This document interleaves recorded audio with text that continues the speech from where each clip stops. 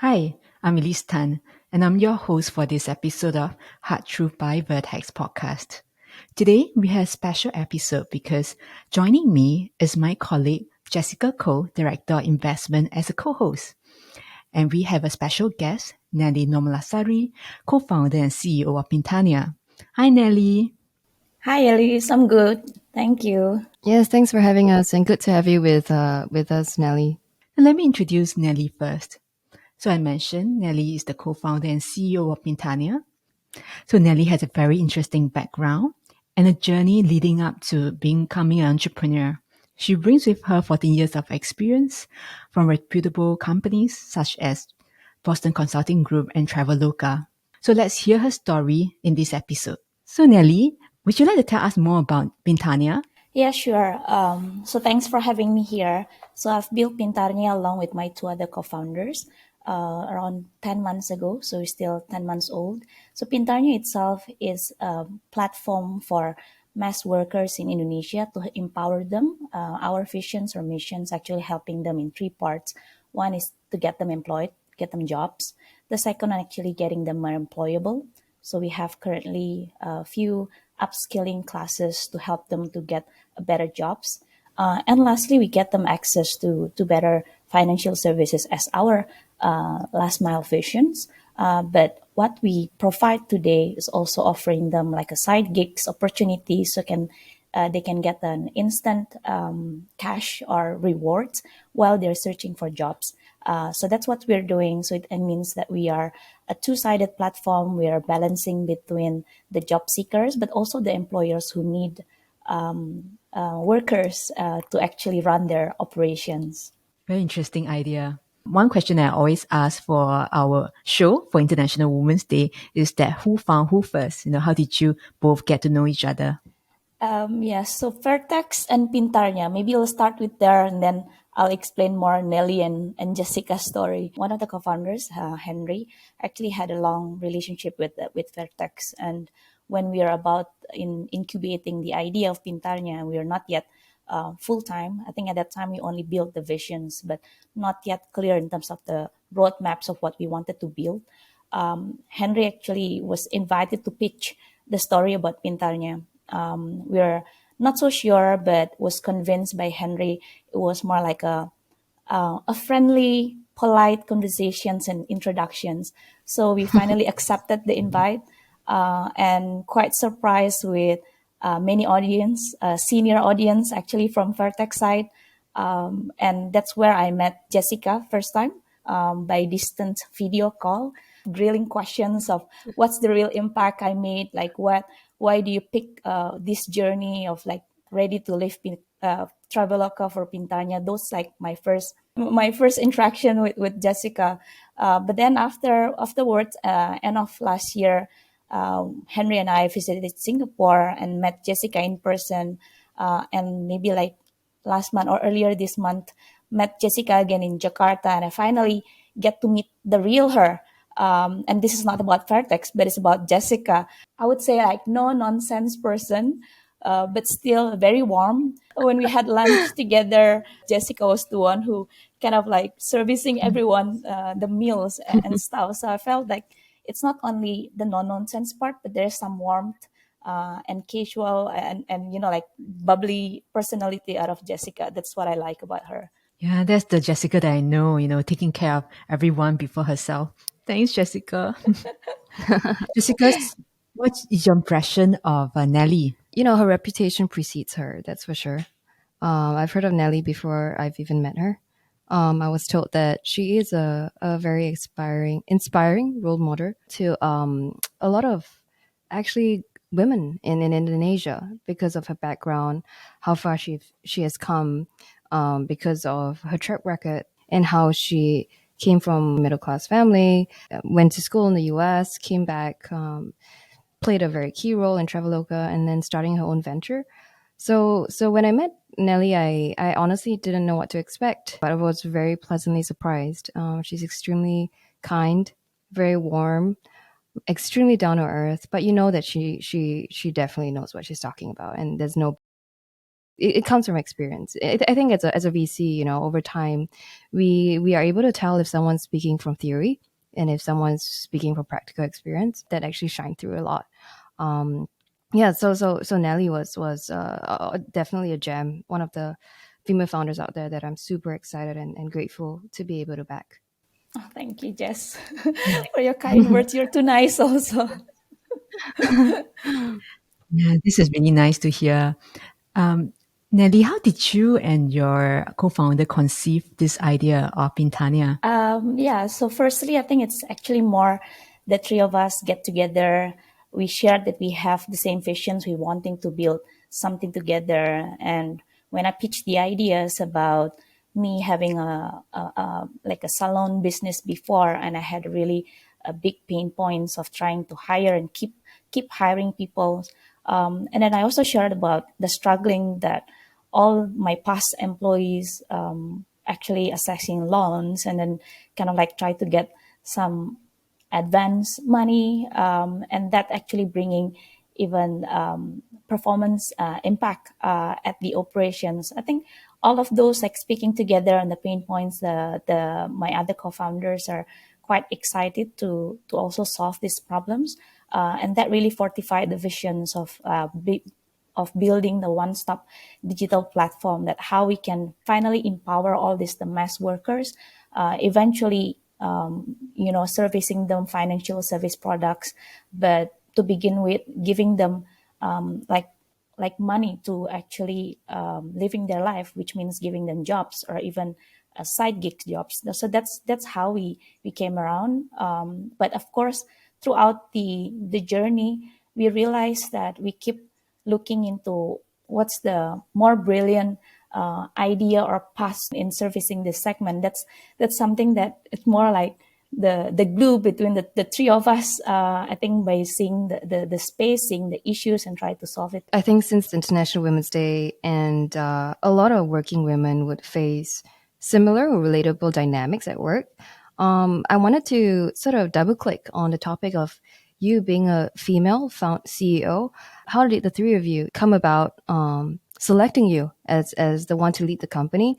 Henry and Girish, they are heavyweights in their own right when it comes to the sectors they were in, extremely senior operators, tech veterans, in fact, extremely alpha and dominant. And I think most people will find it counterintuitive that they ended up picking you as the CEO, which I think is something that is very commendable and inspiring at the same time. How did they come about this decision? And also, how does the dynamics, among the three of you actually unfold?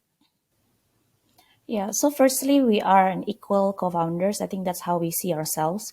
But at the beginning, when we agreed to build Pintarnya, of course, the three of us had the equivalent voice to pitch each other ideas.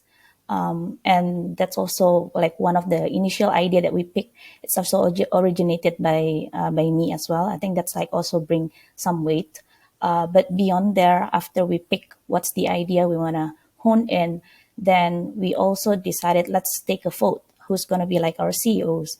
And actually, I had some name in my mind, and that's actually certainly not me. And then before even I started sharing my thoughts, the two of them actually said, "No, it's quite obvious. It's got to be Nelly." So the two of them actually say that Aw, instantly. I think we kind of like right. maybe decided over like 5 minutes about that, because I think we realize we understand the dynamics, we understand the personality, and we understand that what is actually the definition of CEO is a tiebreaker.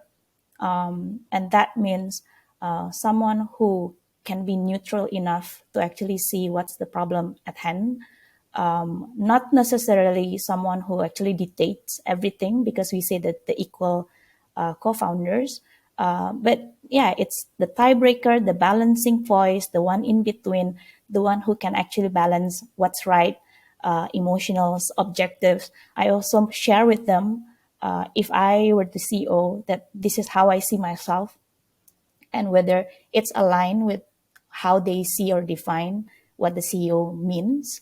And yeah, and then we discussed that, and then we came to agreement. So that's like that's quite more like that kind of fluid discussions among the three of us. People from the outside see us more clearly who we can be rather than ourselves. And I'm sure both your co-founders have seen a lot in you as a leader for the company. So that's really nice. So Jessica, can you tell us, how do we develop the investment thesis for Pintarnya? Sure. I'd say because the investment is extremely early, as Nelly has mentioned, a huge part of it is obviously the general direction in terms of the industry. We feel that the blue collar workforce sort of problem statement hasn't been really addressed. I mean, we've seen different generations, cohorts of startups trying to address the problem in the past. However, we haven't really seen a particularly strong product market fit. And when I mean product market fit, it's not just how a solution addresses a problem statement. Rather, it's also looking at, is there a business model to begin with? Is there sustainable unit economics? And is there a founder fit as well? I think founder market fit, founder product fit, that's something that we also look out a lot for. And so I think the Pintarnya team was obviously a team that was extremely strong in terms of their ability to segment, dissect complex issues, problem statement. They have an acute understanding of the market with a lot of empathy, with Nelly's story, having run a salon. And I also feel that the product market fit is something that is evolving with the landscape. And I can't think of a better team to solve this problem for Indonesia. So Jessica, is this the first HR tech at Vertex Venture Southeast Asia and India? Yeah, I believe so. I believe this is actually our first HR tech. I wouldn't actually call it HR tech in the quintessential sense. I would say it's an employment platform that has a fintech goal as its end goal.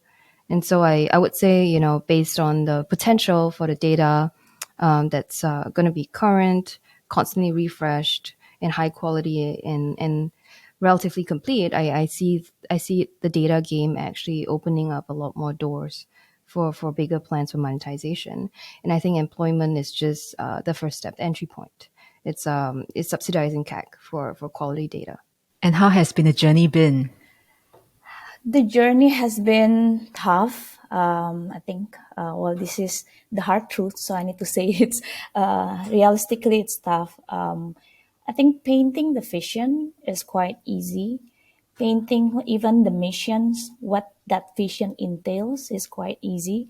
But finding how we really need to serve them, how to create the behavior we want, it is not easy. And particularly beyond that behavior, to find what's the real economics we can get out of it, that's even harder. I think maybe that's how I summarize it, because eventually you want to build a business that is sustainable. So it needs to actually generate some kind of like healthy, good quality revenue. But in the same time, you need to make sure that real users are served well. So you're not only the vitamin, but you're the painkiller. I think that's the philosophy behind it, and it feels like whatever deficiencies we put initially, I think we believe we can get there. But the path to get there, we keep always kind of like debating, weekly basis. I think we believe it's beyond finding product market fit, right? But it's also product market sales fit, because we need to make sure that we get the quality revenue we want. Like when one path see that, hey, we can make our user happy, but who's gonna be paying? Like who is actually funding this happiness?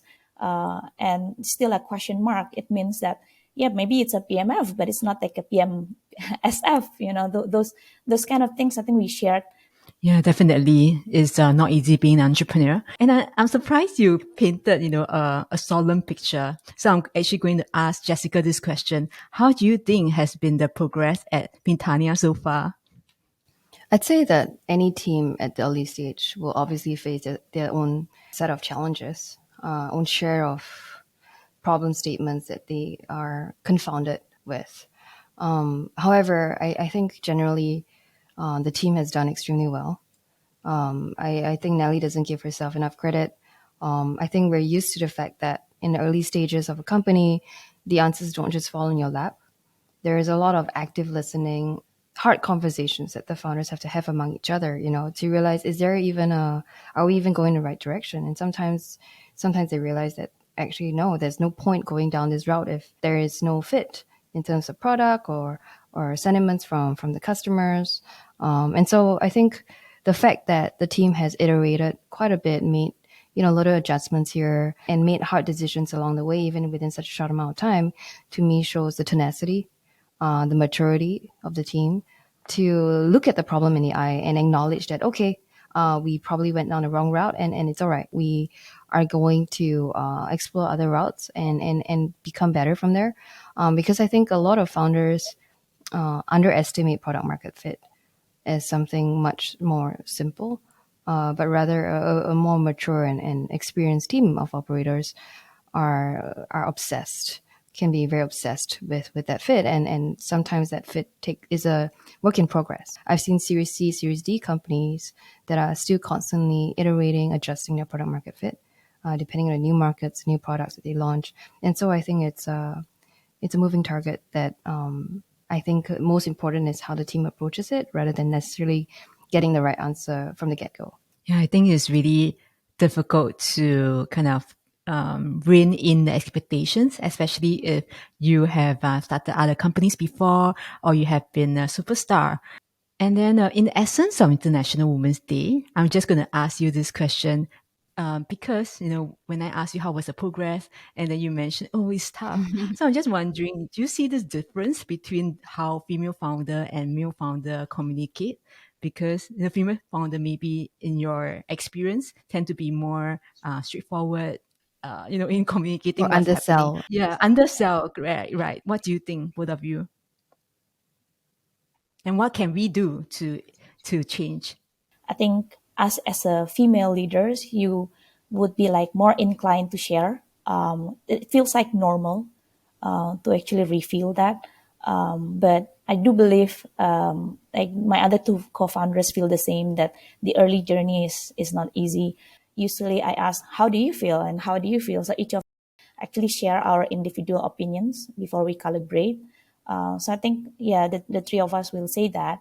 But you're right, as a female leader, female CEO, maybe I'll be like, being more out there to say that it is not easier. People who might see only from the news flash that founders get this, founders get that, launch this.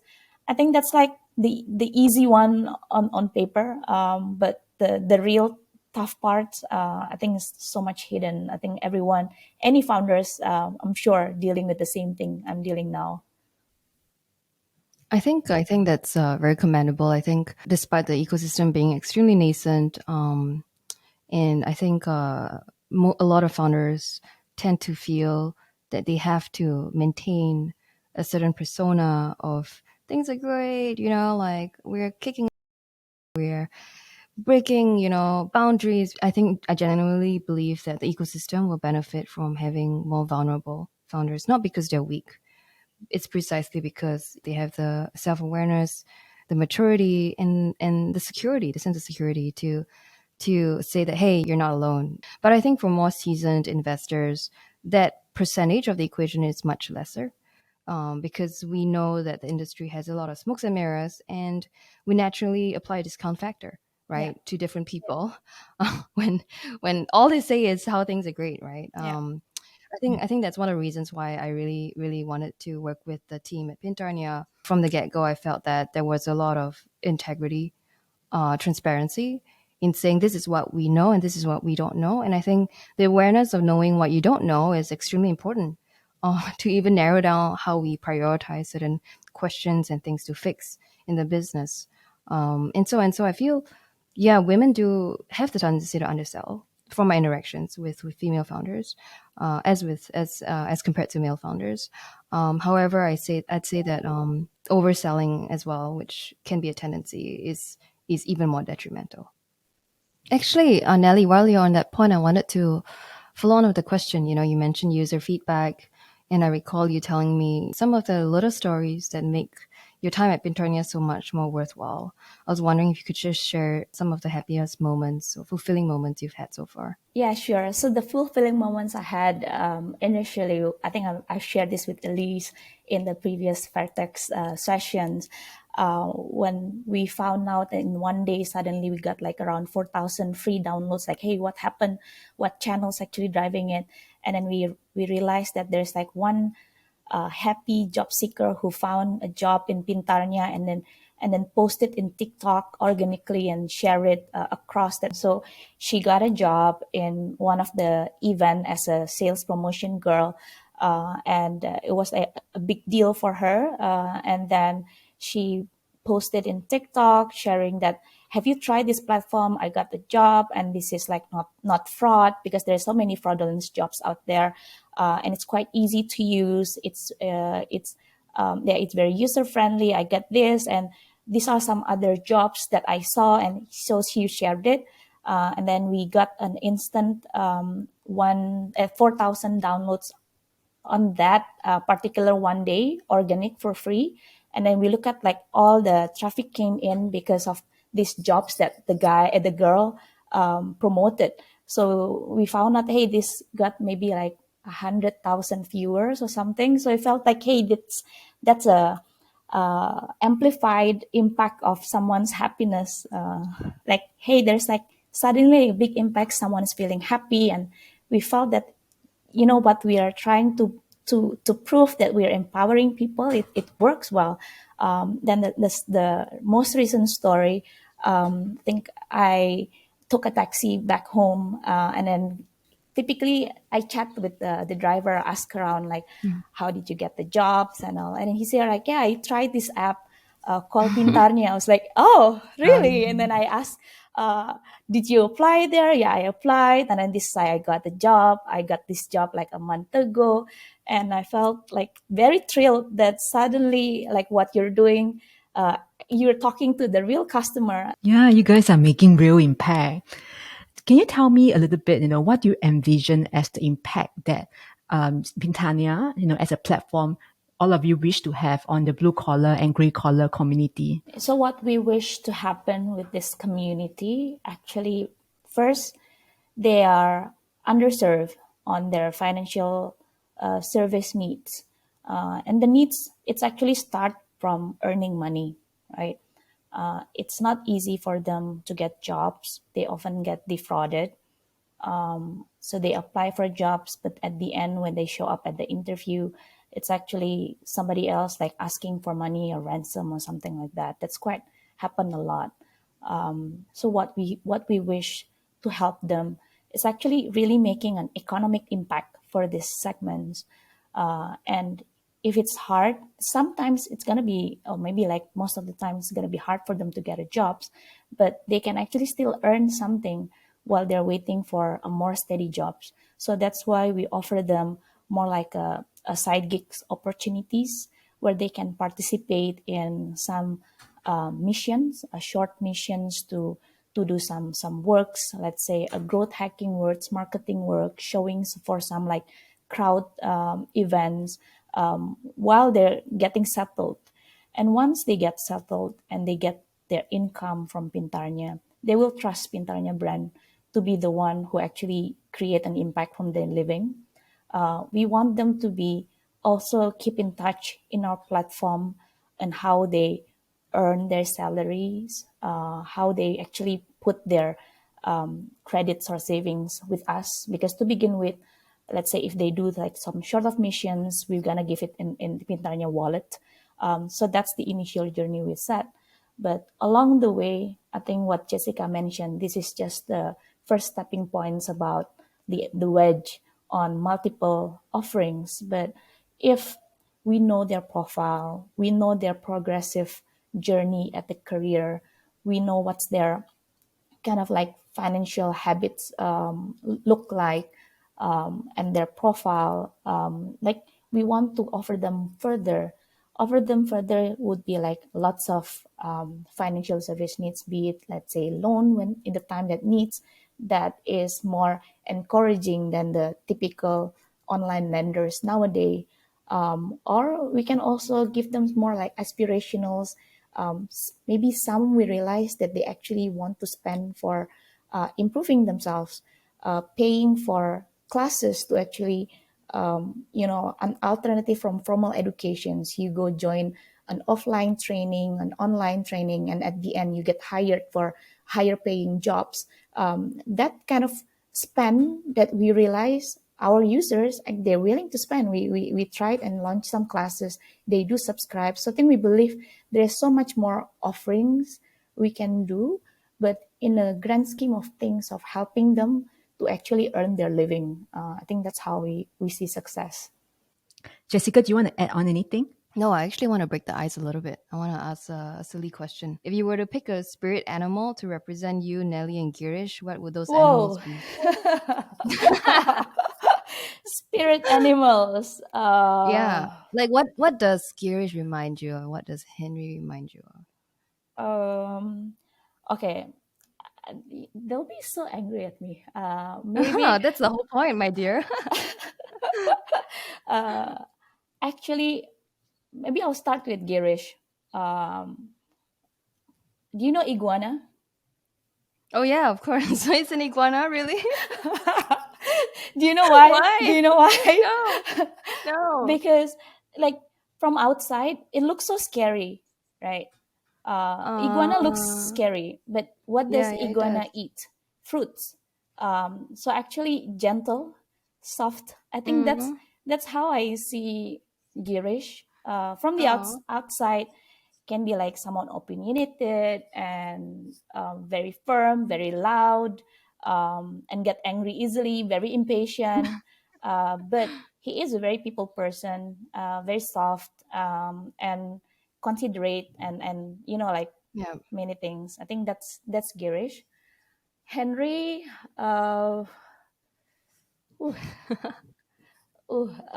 tiger. Oh wow. See? Alpha Different. dominant, right? Yes, you will know like what are his red buttons. So like waking up the sleeping tiger kind of thing that really happens with Henry. But Yeah. in the same time, you know what kind of strength you can get out of him. Like when you really need to unleash the tiger, you unleash Henry. So I think that's how I'm seeing them. Wow. I don't know how That's about very you. insightful. I'm seeing I actually get what you mean. In between cats or dogs, in between, like why I feel cats, because I think quite lovable. Yes, you are. Meaning that likable. I think that's why I said I can be the balancing voice between the two. And why I think it's a mix between cats and dogs, because I know cat is not loyal, but I do a loyal. Like dog is more loyal, and that's why I'm like more like I'm a very loyal person. So yeah, maybe that's me, a combo doggy cat. Aw. I think it's interesting that you bring up iguana because at first when you say it, I thought, oh, I just had the image of chameleon. So I also thought maybe you're going to say that your co-founder is so good with any situation, can blend in No. and command He's just scary on the attention. outside and sweet on the inside. They're gonna be so at me. You did mention a lot about how you stand for female empowerment. It's been a very close to heart topic for a long time, and also part and parcel of the reason why you started a salon. But you also had several takeaways from it, and I was just wondering, how has that affected your lens about female empowerment, and if there are other women out there seeking to do the same, what would you advise them to do? Yeah. So maybe my definition of female empowerment, I think, came from my own experience when I felt that it's hard to strive at workplace, but then I always find that one or two lady boss who are kind enough to guide me the way. That when like that female has that like more sensitive towards other people's feelings.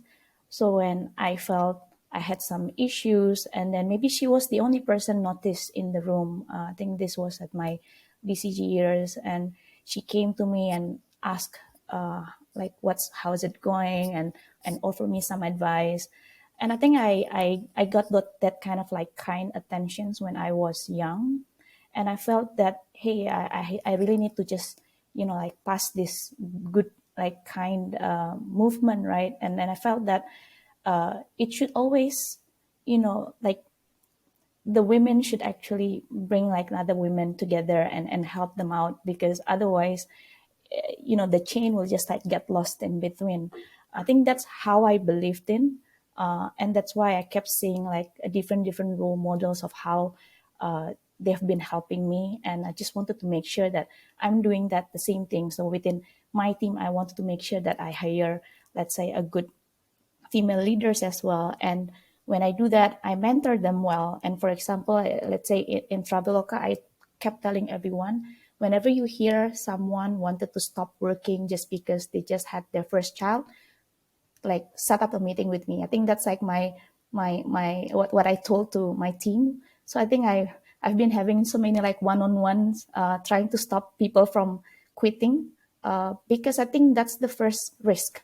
The moment you give up, and then you'll just like give up along the way. So you wanted to stop like that, the first risk of living, meaning that sacrificing your career for the full, like being a good mother or something. Like, no, you can actually balance it. You just need to make sure you define your limit, and stretch yourself. I think that's how I'm saying it. Just be that I'm not saying like alpha female, but send the example, then more like being transparent about it, share it to your other peers, being vulnerable about it, sharing my own experience, and then ask the same person, once you actually build the success for her, ask her to do the same to others. I think that's how I've been more like defining what the women empowerment looks like. It is more softer than like being feminist out there and sharing some quotes in LinkedIn, whatever. I think it is more like closer to the heart, that really grooming and mentoring others, and whoever you mentored with, even if they're no longer with you, actually still set up like messaging, WhatsApping like my ex team member who are female colleagues, like, how's it going? Hey, now you're the only female leader there. Like, do you need anything? Like, talk to me. I think that is more like the continuity I'm like committed to, which I believe so many other women leaders also doing the same like me. Yeah, I think it's really powerful when women come together as a community and support each other. Why is it that the boys behave, so well together, like a boys' club? If only women support each other the way they do, we'll be much better off. And I'm so glad that you are, using your time and energy to be nurturing and looking after, your colleagues, your teammates. So I'm sure that will go a long way. Do you have a primary identity that you think it's more pronounced than another? I think career is really what defines me, and that's also what set the foundations of, let's say, my family, my marriage. Even like right before I got married, I told my husband, like, if you're gonna get married, this is how I see myself. Like, I'm quite ambitious. This is how I wanted to achieve. And that's like 24-year-old Nelly, right? No, 22. And Oh, then I got my damn. first kid when I was 24. So I told him, I laid out the plan. I enjoy my career at BCG. I wanted to be at the top quintile. So I wanted to get sponsorship. I wanted to go MBA. Like, if all of this, like, yes for you, then okay, let's get married. But otherwise, you're not my cup of tea. Those. Wow. Yeah, you are my hero. I think at the same age, I wouldn't have thought of Yeah, all I this. know. I agree. Because Yeah. otherwise, you settle with someone and this is your partners, and you get the different visions. He will have a different expectations of you. It's gonna make it tougher. I knew what I wanted. I knew that I've always been a very ambitious woman, so it's better like laying out, making sure my foundation is clear, like undebatable. I'm gonna be like the leader out there. Yeah. Yeah, Nelly, thanks for sharing, quite a bit with us. And I think before we formally end, I actually want to have a follow-on question because you mentioned about how you are ambitious. So how did this ambition come about? Has it got to do something with your childhood? And how was your childhood like? So my childhood, I grew up in a regular family in a very small neighborhood called Cilegon, a very small city. But my mom was a teacher. My dad is a steel factory worker, and but my mom was a very smart, bright student. So she kept telling me that if you wanted to make a difference in this life, you need to be a super A student. Then you can leave this small city and get chase your dream. That's like what my mom kept whispering in my ears. So that's why I grew up a very academical student, try to be like number one and so forth. And got encouraged by my mom that you had to leave the city. You need to actually chase to go to better school because there is no good school at Chilagon to match your ambition. So I think I just wanted to kept getting A plus, like number one students, and that's why I left Chilagon to Bandung. So I think she kept giving me an ambitious goal in terms of what's the definition of success in each stage. And that's also why when I was about to graduate, she was the one who grew me and asked me questions like, okay, if you want to build a career, define what is a good career for you. And kind of always kept giving me kind of a right questions to anchor. That I think that kind of training made me feel that maybe that's the ambitious little Nelly, uh, setting out my own self, what's the real goal at the right stage, and that's just becomes the habit, always once you accomplish something, it's more like this is quite easy now. That's great. And because this is in honor of International Women's Day, I also want to say, thank you to your mom for being such a good mentor to you over the years so that, we can now have a exciting startup, Pintarnya.